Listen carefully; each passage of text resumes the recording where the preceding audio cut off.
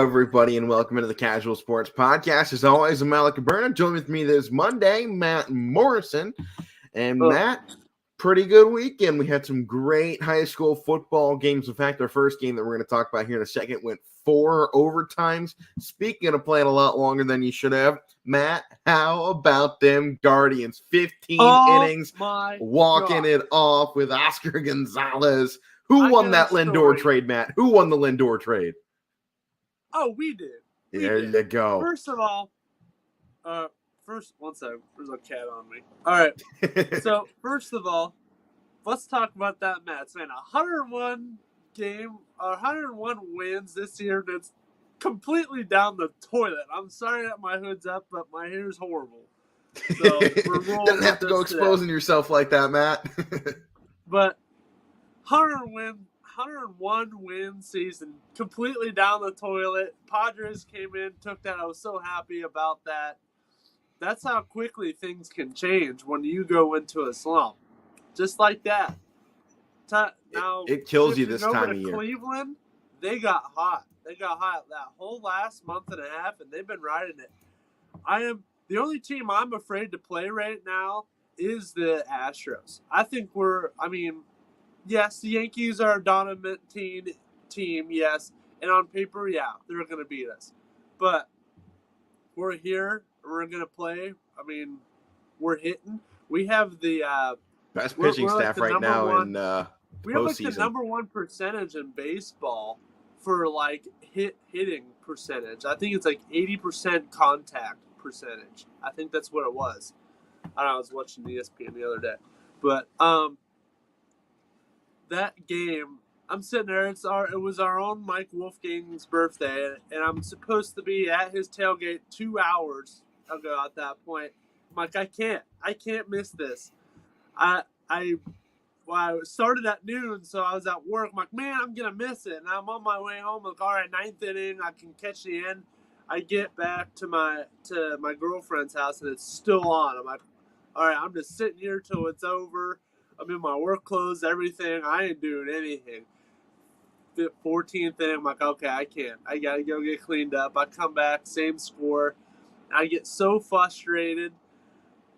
When we left, we had runners on, and we didn't get it. And then Mariners came up, and they had that runner on third. I'm like, no. And then somehow we got out of it. And I'm like, okay, this is it. Last batter, I gotta go. I'm leaving. And that was Oscar Gonzalez. I was literally halfway out the door, and I was watching it. I'm like, oh my gosh. No, come on. Who is it going to be? I'm leaving. And how about who he hit it off of, Matt? Corey Kluber, our former ace? Too. When they brought Corey Kluber in, I'm like, oh man, this is destiny. Oh, we're going to win. It just has to end this way, that we hit a walk-off against our old ace. Right, former Cy Young winner in Cleveland. Yeah, and we hit the right. Two-time Cy Young. Really one of the best pitchers we've had in the last 15 years, and he's the guy that we walk it off on. But Matt, I'd have to say our American League picks were good. Our National League picks, we kind of squandered that because I think we both took St. Louis, but the Phillies took that. I was a bit surprised over there. Phillies look dangerous. Then San Diego over the Mets. I don't remember what we picked in that. I think I might have taken the Mets and you took the Padres. I don't know if it's going to matter. I think LA's still going to take whoever they go on. Hey, we'll see though. Well, we will, but we'll keep an eye on the already crazy. Yeah, we'll keep an eye on the MLB postseason, and hopefully, the Guardians pitching staff, they keep pitching like that. It's going to be all the way. Yeah, and like I was just saying, wins don't matter. You're in. Look at records don't matter, is what you're saying. Wins are all that matters at this point.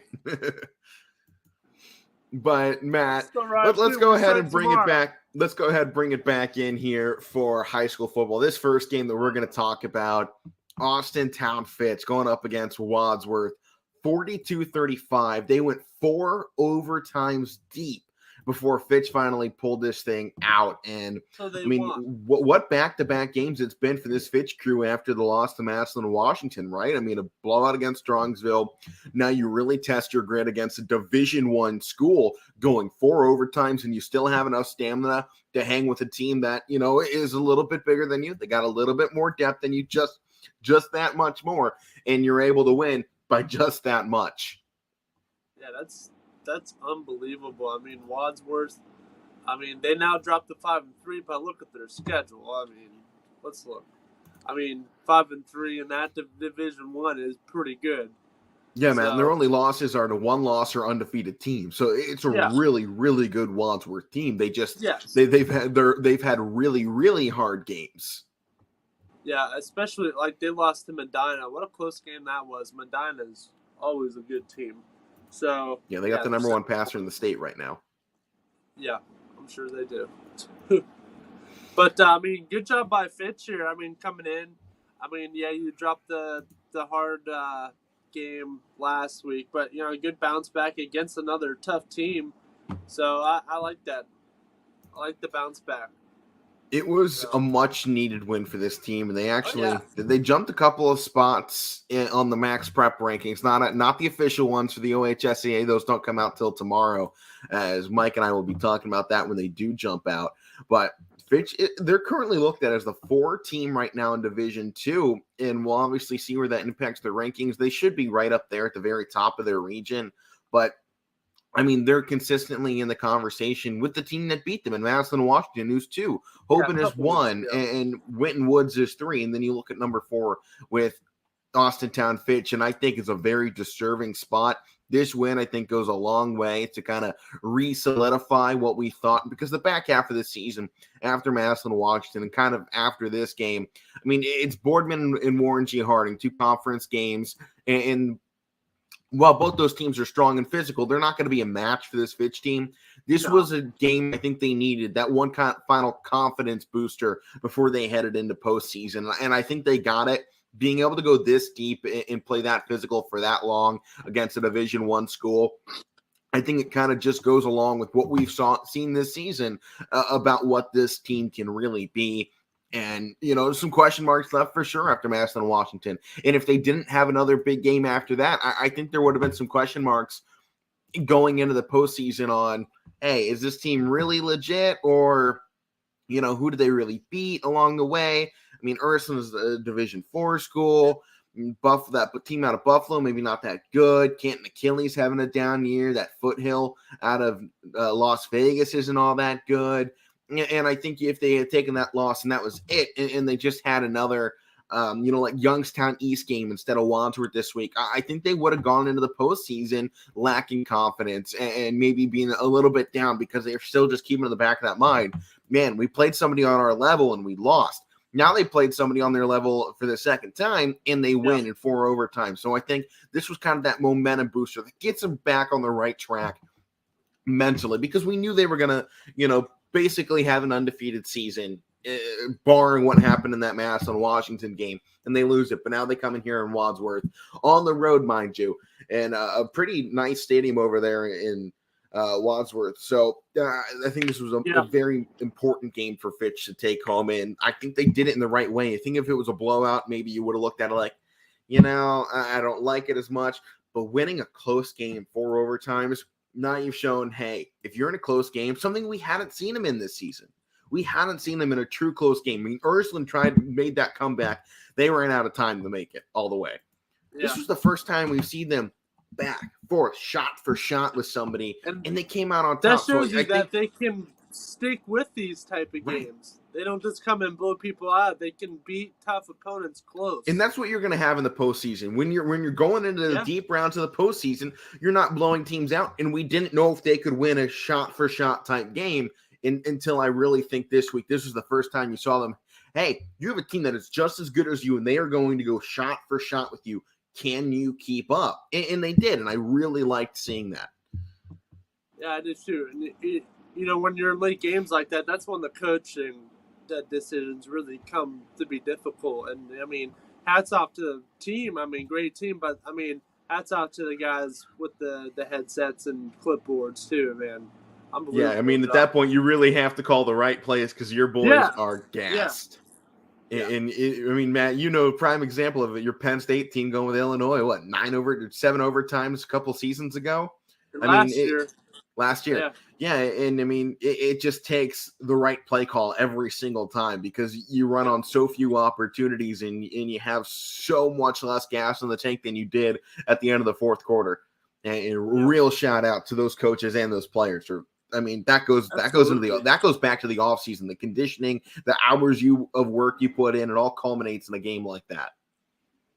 Sure does. I mean, I think that's probably number one candidate game of the year right now for YSN. You don't go 4 overtimes too often in that high profile of a game. No, you don't. Talk about living up to the hype, right? I said, watch out. This game was going to be, tough physical game, and it goes 4 overtimes. I think my prediction pretty spot on there, huh?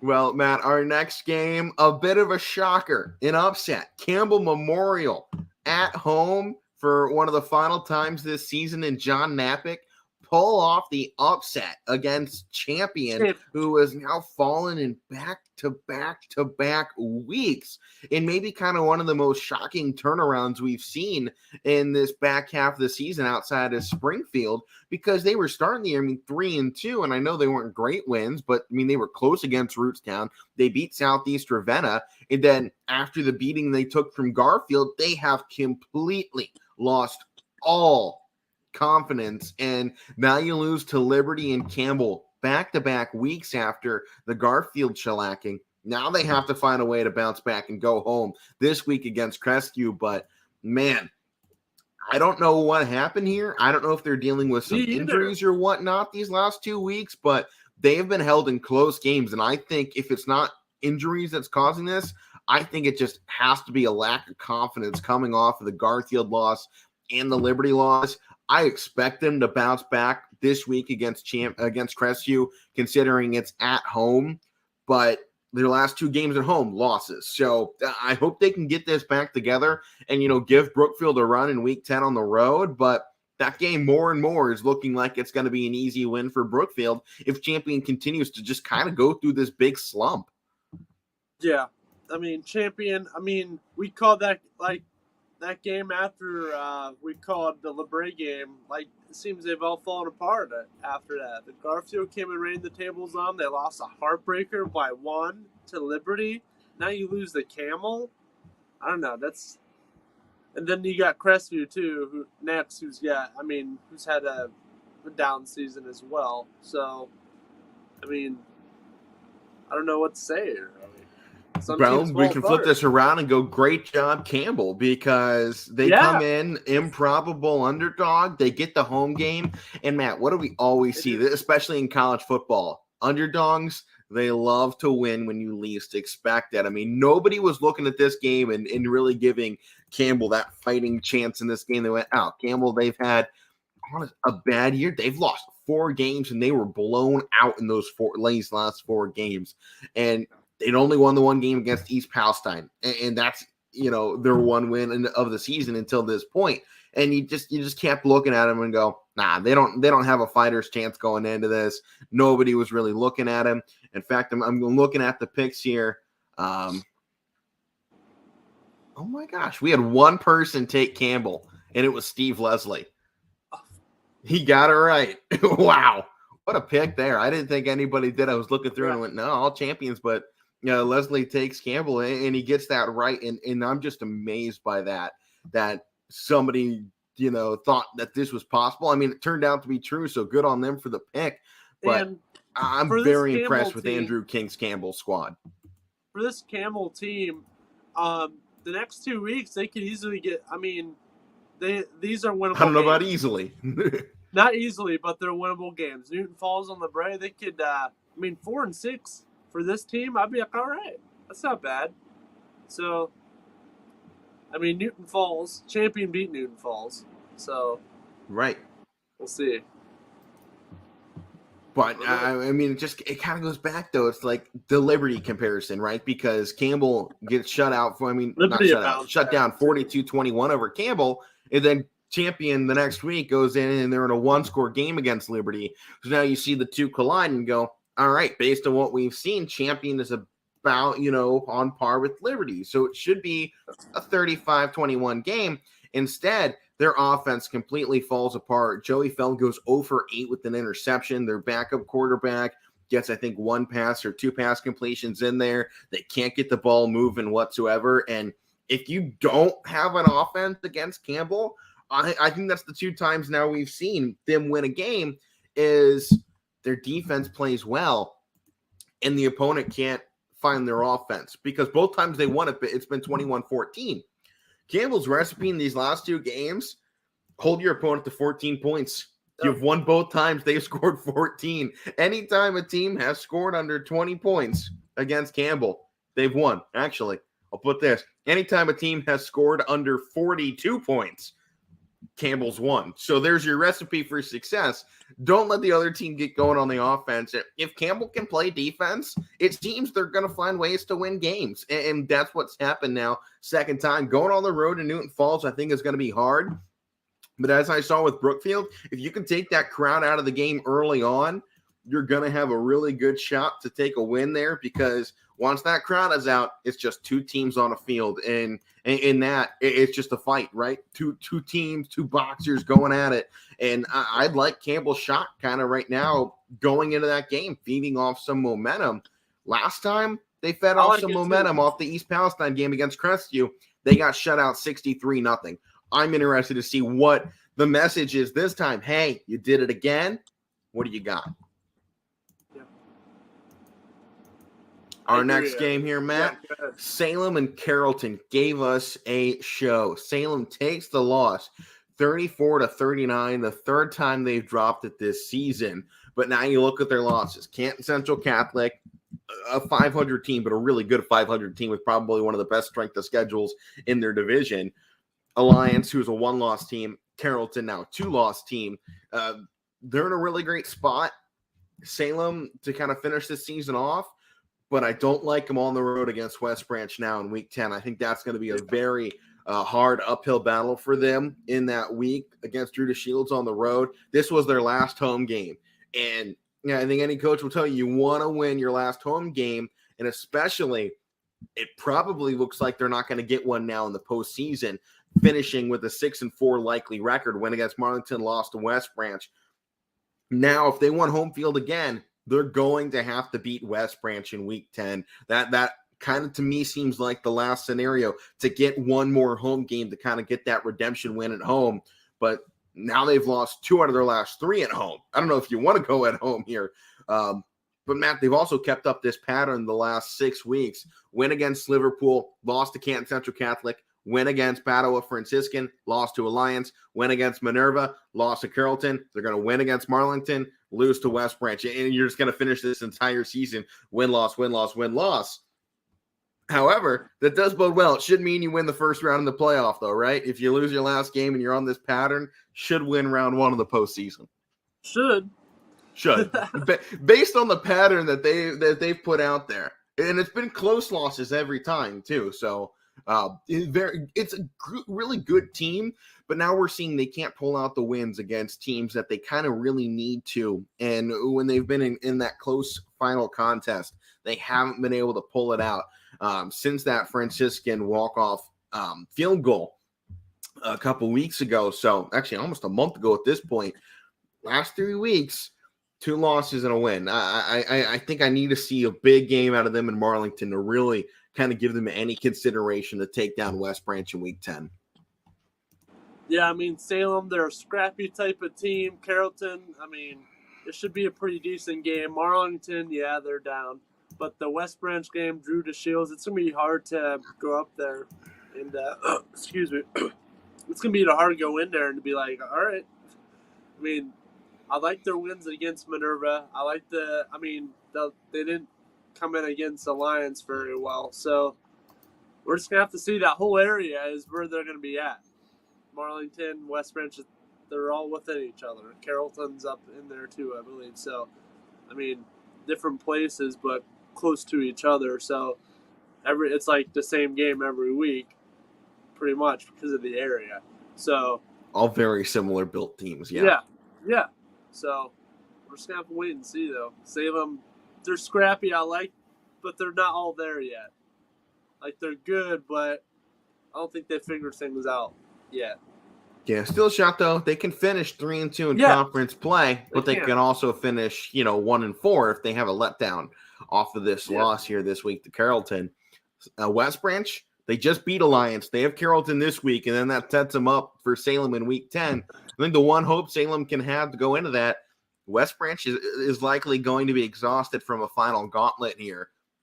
And I think that does open the door a little bit for Salem to maybe come in a little fresher coming off that Marlington game if they can take it early on against a Marlington squad that's 1-7, and their only win came against a really, really bad Minerva team this season. That's kind of the one shot I think that Salem can potentially have. Fresher legs late in the season is going to be huge. So if they can make it a short half of a game against Marlington, give them just a little bit more to go into West Branch, I think that's their one shot at pulling the upset. Yeah, I think so too. But our next game, Cheney did what we expected them to do against Howland. They won 42-0, now 7-1. No one's really going to provide a shot for them at the end of this season. They should cruise out to a 9-1 season. And with the one loss coming to Ursuline in a 3-point game, I think you really have to look at Cheney as a highly competitive team. They should go on to make a pretty nice looking playoff run. They're currently 5th for Division III football based on the Max Prep rankings. Again, OHSAA rankings don't drop until tomorrow, so we'll talk about that on the show tomorrow. But number 1 team Chardon, then Ursuline, then Baden, Wapak, Cheney, and then Canfield's right behind them. But, I think they're in a really good spot. They're getting a lot of credit for a strength of schedule. It's 11.2 right now, and really only a couple teams behind them with a better, and it's Canfield and then Mansfield Senior. Both have higher strength of schedules, but they put together one of the hardest schedules you can have for Division III, and they've really pulled through, and they've had some really good games. Obviously, wins over Canfield, a close game against Ursuline, a big win over Harvey. It's all kind of built together, and they've put together a really good resume. Only thing that maybe concerns me, they've been in a lot of close games. They need to make these last 2 weeks, just like they did here, blowout wins, get yourself some little bit of R&R, and then you can go into the postseason. I believe they are in a position right now for 2 home games, so that should make it a nice start to the postseason for them. Yeah, I believe so. Yeah, this Cheney team, I'll be on the call this Friday. Cheney plays Harding. That should be a good game. Harding, they've just had a little bit of a rough season. Especially last week, losing to Mooney 26-17. Some of their losses have been really close. Yeah. Even the Ursuline game by 2 scores, that's not that bad. Ursuline should have came in and did way worse. Right, for a team that's 2 wins on the season? Yeah, they're 2-6. Yeah. So they've had a tough schedule, too. They're going to play you close. They had Washington, Massillon on there, too, Hudson. So, they only lost to Hudson. Let's see. Hudson's 8-0, and they beat them 21-7. Right. 8-0 team, 21-7. That's only 2 scores. It looks like, 21-7, but it's 2 scores. So, right. That Harding team's going to give Cheney a defensive problem. Yeah. That's what it's going to be. They don't have an offense that's going to beat Cheney, but they have a defense that is just going to make it a very annoying night for those Cowboy fans. It is. I'm going to be there. Should be a pretty good game. That'll be an interesting one for sure. Yeah. But a great win for Cheney. They're in a really great spot. Howland, on the other hand, I think this loss kind of seals their fate. Not going to have enough left in this season to make that postseason turnaround. They kind of had a shot to finish 500 if they could do some really improbable upsets. But after what we saw in the prior 2 weeks, we didn't really think it was going to happen coming into it.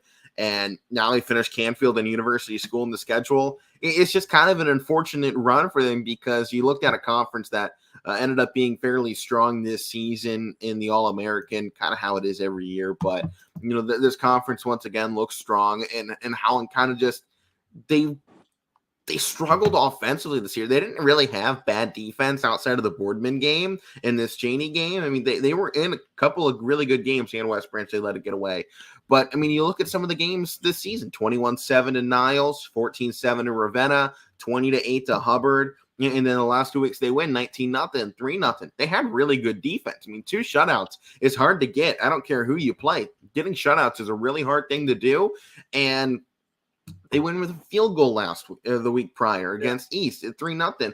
It's a good season for them defensively. And I think one thing we hope for Howland going into next year is they can continue with this defensive scheme, continue to keep teams close, and develop an offense here in the offseason. Find your guy. Try and go with some young guys on this team because we know it's a young squad all in all. They're going to come back with a quarterback who will now be playing his second season in Perry. And, I mean, we'll see if they stick with them. He hasn't done great, 34% completion. I'm sure there's going to be a quarterback battle because they haven't been able to move the ball on the ground. They can't move it through the air. Honestly, this offseason, every position's going to be open. I expect them to kind of move around and give a lot of sophomores shots going into the season next year. Everyone that played in varsity, JV, or freshman this past season, I think is going to get a shot for that starting roster next year because there's a lot of holes that they need to address on the offensive side. Defense, try and keep everybody in those same spots. And, if you can have them playing just one side of the football, do it because you need this defense fresh for the kind of offensive struggles that they've had in recent years now. So that's kind of the one thing I see them potentially doing into the next season. I don't see an opportunity for them to pull off upsets in these next 2 weeks. They just don't have the offensive firepower to hang on with Canfield or University School. No, I mean, it's just been a down season. So was last year. I mean, they were 2-8 last year. I mean, it's looking that way again this year. I mean, they're just going to have to figure some stuff out. I mean, on the offensive side, I mean, they've had a tough schedule as well. I mean, playing Cheney, isn't really the best. And you beat an East team 3-0. You got to figure out some offensive schemes here, honestly. So, and defense. But, I mean, they just got to tear everything up and start new, honestly. I think they should kind of do what Latonia has done. Start fresh. I mean, get some new players in there. Matt, I know it's a really hard scheme to operate, but what if a team like Howland kind of changed over to, what Garfield and Southern does and run that old Pop Warner offense in the wing T? Because it opens up so many holes for just speed threats to kind of go anywhere. Try and get some guys off the basketball team or the track team to come over and be like, hey, you're not going to get touched. We're going to give you this football and you're going to run straight. Can you do that and run past everybody? And a lot of those track guys, they translate really well to get over and play in that style of offense because it doesn't always require you to be physical. You just have to be quick. And a lot of those guys can. So I think, Howland, there's definitely some places they can go in this offseason. And I honestly think after back-to-back years with struggling offense, change up the scheme. And I know it's something a lot of offensive coordinators and coaches don't really want to do at this level because they like what they work with. That's what they know. But, sometimes you do just have to adapt to what you have. That's what Garfield did a couple years ago. I think it was about 5 years ago 4 years ago when Demo was just coming into the operation there. And they went, all right, we got a guy. We need to build an offense around him. How you do that? How do you build around one player? You design an offense like the wing T, and you can go into that and run it every week and continue to give it to him, and the defense can't stop you. All Howland needs is one really good player, and they can build the rest around it because everybody else there is good enough, but they don't have a standout yet. And I think that's the one thing they need to find. Who's your standout guy? Let's build an offense around him because you see it everywhere, right? For a team to be, I'll say average, you need to have that one guy that can come out and make those plays happen for you. Yeah, I feel like that too. That's all they got to do. They can find that one guy, and they'll be all right. Our next game here, Edgewood. They do pull out a surprising win against Chagrin Falls, 28-21. I thought coming off the last 2 weeks, they might have a letdown here at home, but they end up pulling it out. And I think a very important win for them. They're 5-3. They have Kirtland next, Lakeside after that. So it's going to be a tough finish to the year. And obviously they've taken some losses in recent weeks, but you're in a good spot, and I don't like them against Kirtland because it's Kirtland, and they're 8-0, and they've allowed 57 points in 8 games, which is just absolutely insane. But I think you got a good shot right now for Edgewood against Lakeside to finish 6-4. Yes, the Kirtland team, you can't really say much. They're pretty good. All right. But I mean, yeah, Matt, you and I saw them last year. They're a little bit more than pretty good. They're they're dominant. good. The only one that really wants to take them on right now is Andy Haig. He's like, "Come on, I want them. I want them." He wants Kirtland. I'd He love wants so that bad. gladiator's death. That's the thing. Oh my gosh, I'd love to see that. But I mean, Edgewood on the year. If my page loads. It's slow out here in the ridge, man. Here we go. All right, well, 7-1, right? For who? For Edgewood. Edgewood's 5-3. 5-3. Well, that's a different Edgewood team. Okay. All right. How about we just move on to the next game? Your like... internet does not want to work with this Edgewood, so. Here we go. I got it. Okay. The Warriors, right? The Edgewood Warriors. Yeah. All right. Yeah, I mean, 5-3, pretty good. I mean, the Jefferson game, I mean, that's going to happen. Jefferson, a top team in that area, in the Asheville area. I mean, everybody's beating Orange. But, I mean, Perry is on there. I mean, those 3 losses aren't bad. Perry, Jefferson, and Geneva. Geneva is, I mean, they're beating everybody. So, 6-2. So, I mean, to come in here and, I mean, in a game like this against Chagrin Falls and pull it off. I mean, Chagrin Falls 3-5, but, like, it's not bad. Like, a 3-5 team is in the middle. So, like, they can get you, but they're not gonna come out and blow you out. They can win the game, but they're not gonna come out and blow you out 58-0 or whatever, like any other top team that we've seen. But like, I like this game. I mean, it's very similar. I mean, 3-5, 5-3. I mean, it's only a couple games separating there from that record. So, I mean, 28-21. It seems like a very, very physical type of game. It definitely went to the final quarter. I mean, I like games like that. That's the type of football you want to see right here. So Edgewood, though, next week against Kirtland. I don't know. Coach Tiger down there. I think that's who it was. Coach Tiger. We were down there and Perry like, who's their coach? Oh, Coach Tiger over there. I'm like, what? All right. But, good name for a coach. Controlled down there. Huh? Good name for a coach. Coach Tiger. Oh, yeah. Yeah. Coach Tiger for the Hornets. But, Matt, next game here. Boardman, I would say they held their own against Dover. They do lose 28-10, but that's a really good Dover team they went up against, who's 5-3, lost to Canfield on their schedule. But, you know, Boardman did a great job. I think they had a bit of a letdown coming off the loss to Warren G. Harding a week ago. I think they could have played better in this game because we've kind of seen them, you know, play decent, especially with how good their defense played against Dover, a really explosive offense. Their offense just they couldn't quite find the rhythm in this game, and I think that was kind of their big problem.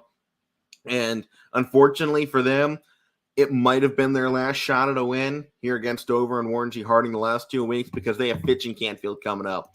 And I know it's conference play, some big games there, you know, rival and all that, but I don't see Boardman pulling off those upsets.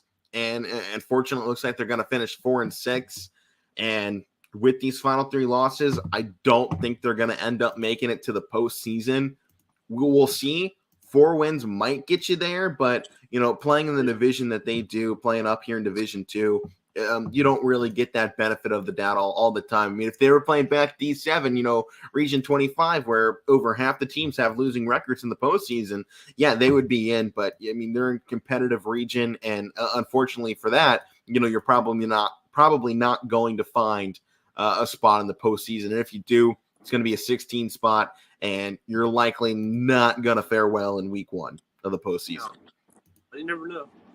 You never know, yeah. Our next game, though, Matt, Columbiana finally gets a win, 46-14. They take down the East Palestine Bulldogs, and maybe biggest for them is finally, after this entire season, their head coach picks up his 200th win of his career. Bob Spate finally getting that final feather in his cap. It took him all season to get here, but they finally do, and maybe one of their last winnable games of the year. They have Latonia next, so Columbiana can pick up back-to-back wins. I think it would be a good finish to the season. Beat Palestine, beat Latonia, maybe keep it close against Lisbon and it's a home game to end the year, so that's what I like there. Yeah. Keep it close against Lisbon in that home game and see what you can do. I mean, finish out 2-3 straight wins to go into next season after an absolute beating that they've been taking from Southern United and Valley the prior 3 weeks. You come in and you get this done. I mean, great win for Columbiana to finally do it. I unfortunately picked East Palestine to win another game. I don't know why I did it. I was hoping they could pick up their second. They don't get it done. And they're not going to win these final 2 weeks either against Southern or Valley Christian. So it's going to be a 1-9 season for the Bulldogs. We'll see what they have next year, Matt. But potentially, something really bad could happen. So, Matt, I just saw Southern and Valley Christian give me the absolute slugfest on Friday. No one is touching them. I don't know if I like United against Southern in that final week. No, I don't know. We'll see. I just saw that Southern team go 3.5 quarters with Valley Christian in what looked like 2 super heavyweights punching in a boxing ring. It was slow, but haymakers, man. Just big shot here, big shot there. We'll talk about that game here in a little bit. I think it's coming up. Yeah. But, great job here for Columbiana. Yeah. Our next one, huge win. Girard comes back after back-to-back losses to South Range Poland, gets out of their slump, and takes down Hubbard 49-14. I think this was an unexpected way that they won. People expected them, a couple people expected them to win. I don't think it was in the manner that they did, however. I know Hubbard, kind of an average year for them. It's not great, but it's not bad. They've been kind of sailing middle of the road. But I think a win like this, huge for Girard to really set up the rest of the season against Struthers next week on the road, a game that I'll be calling, and they finish out at home against Niles in week 10. I think this was a really good spot for them to win. It sets them up well, as I was saying. Likelihood, they got a good shot now to finish 8-2 and hold on to that top spot right now in their region. Yeah, I mean, Girard, I really agree. That was a great bounce back win, 49-14. I mean, 5-3 Hubbard, but I mean, they've been down. They lost their top running back, but I mean, Struthers and McKinley. I mean, Struthers is, the record doesn't show, but they can come in and upset some big teams. So, I mean, this game should be interesting. I mean, Struthers they're 4-4. They're like, oh yeah, it's a 4-4 team, but look what they've done. I mean, you come in, you upset Jefferson. Yeah, what was the other one? I mean, the South Range game was kind of close. I mean, South Range came back late in that game to make it look a little better. They went to overtime as well against this Hubbard team. Yeah. So, and they lost in overtime. So, they'll play you close. You don't fall asleep on Struthers.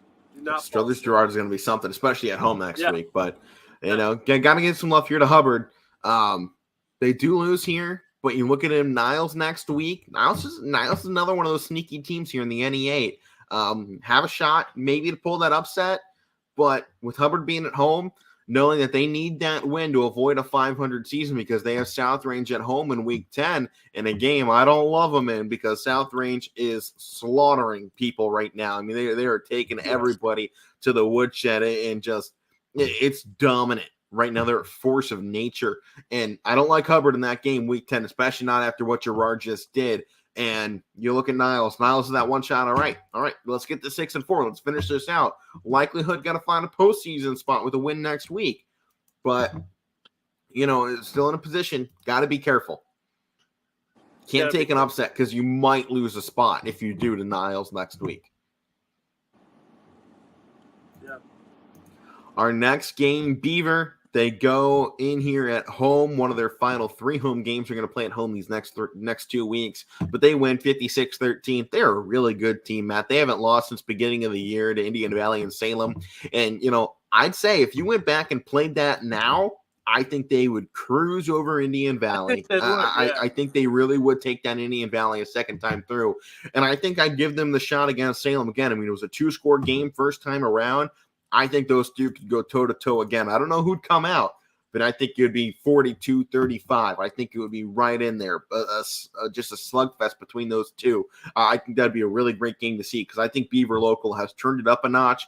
I mean, you look at their last 3 weeks now. They beat Oak Glen 62-0, beat Harrison Central 65-7. Now they beat Indian Creek 56-13. They're setting up haymakers against John Hay this week, a 6-1 team. I mean, this is the game right now for Beaver Local. This is the one they want. Then they'll finish off against an undefeated Wheeling Central Catholic, a hard finish for them. But if they take this through, Matt, they're going to find themselves a great postseason spot, and they're going to ride in with miles of momentum if they can continue this great winning streak that they're on right now, in which they've scored under 50 points just twice.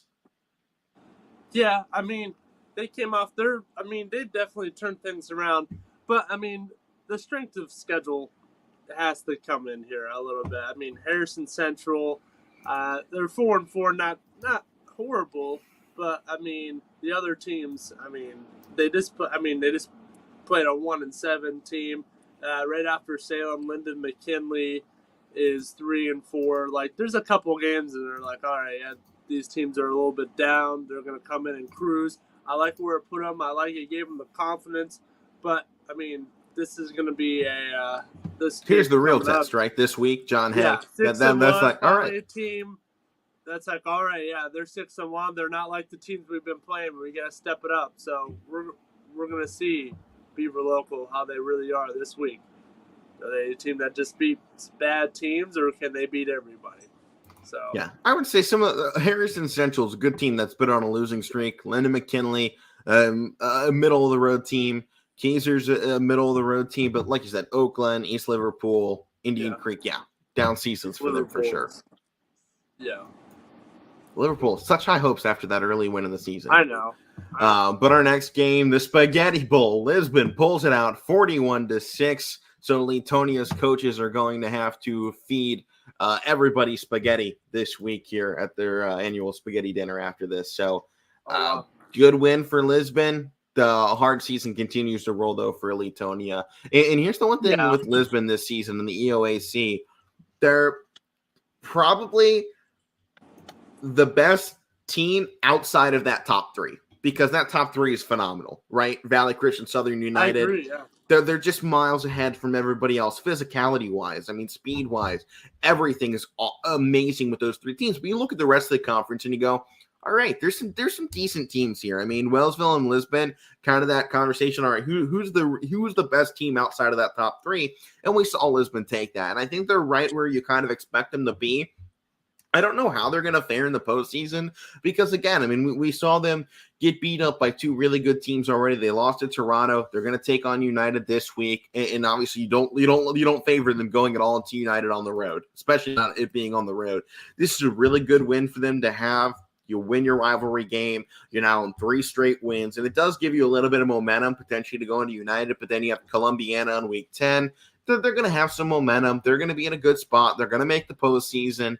I just don't know if they make it past that first round because it's really going to depend on who they go up against because, you look at where they sit, and if you find yourselves back at a 14-15 seed in Division 7, well, you're going to be going up against some really good teams in, JFK, Lowellville, potentially Southern, and we've already seen what those level of teams can do against them. And so that's what I kind of worry about. They need to find a way to kind of bump up. You really have to find a way to maybe pull this upset against United to get that one of those higher seeds. Maybe not a home game for them. I know this region isn't really doing all that hot at the moment, so they could find a higher seed with a couple more wins on the year. I don't think they're going to be able to get it done. But I think it's a spot they really need to find a way to get into, though, if they want to make a run here in the postseason. Yeah, I think so, too. United's going to be a huge test. I think they can potentially upset United. I think they can come in if they get the right plays. I think they can upset them. United's a little bit, they're still a great team, but, definitely not that team from last year. So we'll see. We're just going to have to – it should be a very interesting game. Right. So. Lisbon right now, they're ranked 11th for Region 25. And that would – this was going into the week, so it does not take into effect the win this week against Leetonia. which probably won't give them any really points to bump them here because Letonia, a winless team that was tied for 25th with the rest of the 0-7 teams. But a good spot for Lisbon at the moment without the new rankings. They do match up against the number 6 team in Hillsdale, a team that's 4-3. I like that matchup. But again, Toronto is ranked lower than Hillsdale, and we saw what Toronto did. You look at Lisbon and you really look, all right, going against the top 9, who do they realistically have a shot against? Springfield's the 9 team. And with the way Springfield's playing, I don't love that matchup. I think Springfield's going to continue to rise in these rankings as well, and that could set up that matchup. All right, what about Matthews? Well, Matthews played really good early in the year, and they've still only lost once. Hillsdale, Southern, St. Paul out of Norwalk, a team that's beaten Southern in the last 2 postseasons, Lowellsville, Danville, JFK. The problem here is Lisbon is going up against such an uphill battle in those games.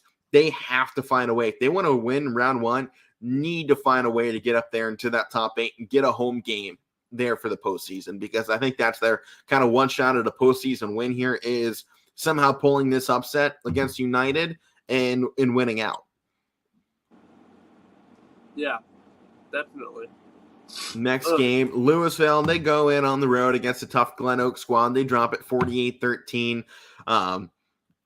You come off a good win against Green last week, but, I mean, we've talked about it all year. Louisville's schedule is very hard. They're going up against the Notre Dame Cathedral Latin this week, who's only 2-6, yes, but it's a really good 2-6 team. Then Lindsley in the final week. Louisville, likely here, Matt, not going to make the postseason, and they're going to look just to maybe get a lighter load on next year's schedule, maybe, because they didn't stand a shot unless this was going to be a once-in-a-generation type team this year. So I'm hoping that they can turn this around and give themselves a better year next season and get some guys some confidence in the offseason, get them back in the weight room, put some muscle on these boys, and maybe just go out there next season if they have a similar schedule and just play physical with some of these teams, because they were in a couple close battles, especially early against Steubenville and Poland. I mean, those were 2-3 score games, and they just weren't able to, play physical for 4 quarters. It takes a lot, and they just, in those tight shootouts, didn't quite have enough. Yeah, no, very, very tough schedule you're looking at here, especially like the Lake, Hoover, Steubenville. Yeah. I mean, it's been tough. It's been an uphill battle for them, especially in the next couple of weeks too. Yeah, so, our next game, though, as we continue to push on, we got about 11 minutes left here. But Springfield continues to roll, Matt. Now they take down Western Reserve 21-0. And, we keep talking.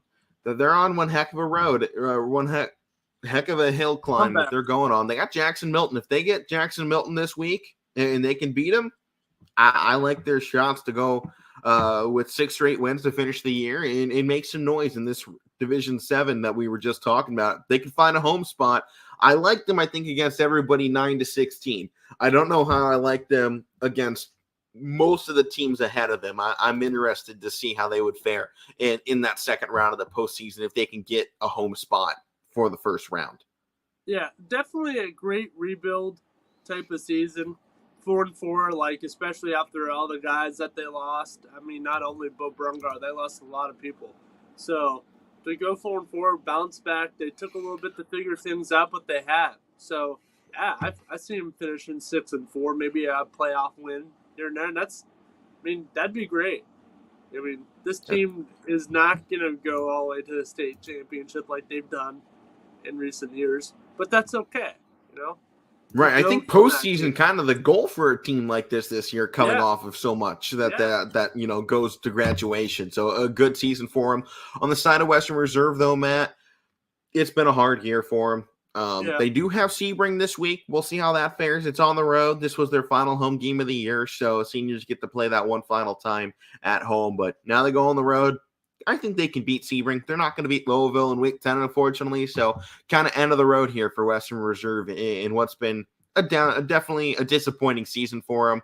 But remember, first year under Armani, they're going to be back next season. They're going to be kind of on an upward trajectory, I think, coming off of a year like this, in which they had a couple close games that they just couldn't pull out. I mean, your 3 games that were 1-score possessions, and if you turn that around, you look at where they sit, they were they could be a 5-3 team after this week rather than a 2-6. So getting more experience under this new coach is going to help that turnaround. And next year, if you're in those close games, they're going to win them with another year in this system. Yeah. He did great things for LeBray. He made them into a powerhouse for a while there. So I'm expecting Western Reserve to get back up there. I mean, Western Reserve is a powerhouse school. They have been for a long time, thanks to Andy Hake and what he did over there in that program. And he kept them as a really good power. I mean, he won a ton of conference titles over there with them and had, I think, 1 or 2 regional runs with Western before the departure. And they're trying to get back to that. I think bringing in Armani is a great way to do that. And I like the direction that they're looking to go. Our next game, though, Matt, Struthers, they take down Niles 27-13. Good win. Expect it. Now they have to go and continue this nice run. Back-to-back wins coming off of, 3 close losses to Streetsboro, South Range, and Hubbard. Struthers is setting up for a war this week against Girard. I'm excited for it. Yeah, it should be good. It should be really good. Niles, on the other hand, Matt, 4 straight losses. They were going up against some big name schools. I think they just kind of finally ran out of gas on the season. They didn't have enough in any of these games to really stick with the team. They have Hubbard and Girard coming up next. I think 2-8 probably on the docket for them. Our next team, Ursuline. Matt, they go on the road into St. Joseph and put a beating on them, 40-0. I don't think anyone was expecting that level of domination. I heard a couple people, I think OB, say he thought St. Joseph was a little overrated. Look at their strength of schedule. Might have been right on it because they hadn't played a lot of tough games, especially not like Ursuline. Ursuline went in there preparing for a war, and they didn't get any of what they expected St. Joseph to hand them on the other end. Great win for Ursuline. Continue to solidify what has been a really great season for them. And I don't know if a state championship is back in the road for them, but I don't see a reason why they can't make it a decent way. Get Elite 8, finals, Sweet 16, Final 4, something in that realm. I think they can make a deep run this year because they're just so talented and they're so deep and they have a great line. And at this level, if you have great line play, you can make a run. So. Next game, Matt, it was my game. Valley Christian and Southern in an absolute war. Valley wins it 15-6. Matt, they had 2 pass completions the entire game. Jordan Peak could not throw. No one could throw. It was freezing cold, and we had 15, 20-mile-an-hour gusts of winds. No one could throw the football. And Jordan Peak gets a little 5-yard little toss to one of his guys. And then first play of the fourth quarter, after not making a completion in probably 15, 20 minutes, Jordan Pete slings one down the middle, hits Vashawn Gurley in stride. Maybe the best throw he's had this season to Vashawn Gurley. Hits him in stride for a 41-yard touchdown reception that gave Valley Christian their first score of the game to take the lead against Southern. Well, actually, it tied the game against Southern. Then they get a false start penalty on the extra point. Backs him up. They bring in John Trell Mixon. He punches it in for a 2-point conversion. It's 8-6. And Southern had a great game up until this fourth quarter. They basically did whatever they wanted in the middle of the field. They were able to push into Valley Christian's red zone almost every time they wanted. But Valley Christian, they toughened up once they got there as they could bring their safeties in to stop that run game. And Valley was just backed up, terrible field position all night, and they finally got one of their big hitters to go, and it gave them all the momentum in this fourth quarter. And then they just, they get that one final shot, and they go up. And after the game, you should have seen this sideline, Matt, and this crowd in front of me. It was maybe the most electrifying Valley Christian crowd they've had all season long. After Rashawn got that touchdown too, he was up on the benches just screaming towards his fans, trying to get everybody hyped up because of they finally had their shot. And after the game, Vashawn Gurley, he ran out there. He was pouring Gatorade bottles full of water on top of Andy Hake during interviews. It was electrifying for them. And now they're 1 win away from their first conference title in about 15 years. They last won it when they were a part of the old NE8, which wasn't even called the NE8 at the time. And If they can win these final 2 weeks, Matt, Valley Christian is going to find their first ever undefeated season. It's going to be sick. Yeah, but this was one hell of a game. I want to call this thing 15 times over because it would just be that close every single time. At the end, it was unbelievable. I'm sitting there in my living room, like, all right, let's see what's going on here. I was watching playoff baseball, but I'm like, oh, I gotta turn this on. Let's see what happened. I saw it was 6-0. I'm like, oh no, and then I kept on looking at the updates in our group. I'm like, he's not updating. I'm like, oh, it's intense. That's why he can't. So like, there was no scoring going on this game. Like Southern got that point early on. You don't pick up the phone in a game like that, all right? So I'm like, I'm watching it. So I'm like, oh my gosh, this is insane. So like they went in down there into the wigwam. What was it called? Into the wigwam. Into the wigwam. They did what they had to do. 2 more games left in the season. Yeah, they should come out and win and take be undefeated, and they should have one heck of a playoff run. Honestly. They should. They're in a great spot to do it. And Southern, after what I just saw, they're going to out-physical, I think, just about every single person they play in the postseason, maybe unless they get in there against JFK, because I hadn't seen anybody play physical with Valley Christian for 4 quarters of football. Despite Valley getting some momentum in that late run in the fourth, Southern was still right there. They were still going punch for punch with Valley Christian. It was just one of those times that they got just one more right hook in there, as a box here. You're just looking for that one little opening. It was jabs, all the way through. And a couple times you see those haymakers, those hooks, an uppercut in there. And it was just that final shot ended up going Valley's way. And Southern, they're going to go in the rest of this season. And I really like them. I think to win out. United is a good team. But, Matt, we saw United against Valley. They weren't as physical. Southern is as physical, maybe more physical than Valley Christian. Valley got a couple of their speed plays to work, and that's what really helped them out, is that speed that they brought in. United, I don't think, has the speed or the power to match up with Southern in Week 10, and I don't know how many teams will. Valley Christian is really good this season, really, really good. They should be great in the postseason. Southern is an awesome team as well. They're going to play just as well come Week 11. It should be something. Final game to run through here quickly. It's United, 41-8 over Wellsville. They're sitting pretty, right? They're going to set up for that Week 10 against Southern. They do have to get past Lisbon, who's now riding on a bit of confidence after this week's win, but I think United is in a good spot. Not going to take home a conference title, but they're going to give Southern everything they can handle in Week 10 on the road. Should, yeah. But that does it for our high school recap. Matt, let's hand it out this week's Bees of the Week, baby. Oscar Gonzalez, no problem. I like the pick there. It's probably the way I would go. I'll give secondary honors, though, to the Guardians pitching staff for their 2-day performance. One run against the Tampa Bay Rays, an electrifying offense. Yeah, that's what you want. Bieber had a perfect game through like 4 or 5 innings. Yeah. So that's that what we want to see. pitching staff's incredible. I know. We want to see it. But that is going to do it here for the Casual Sports Podcast Monday edition. Mike rejoins the show tomorrow. We're going to recap another 16 games from the prior Friday. But that does it here. I'm Alec Cabrera. It's Matt Morrison. Power Hour coming up next on your Sports Network.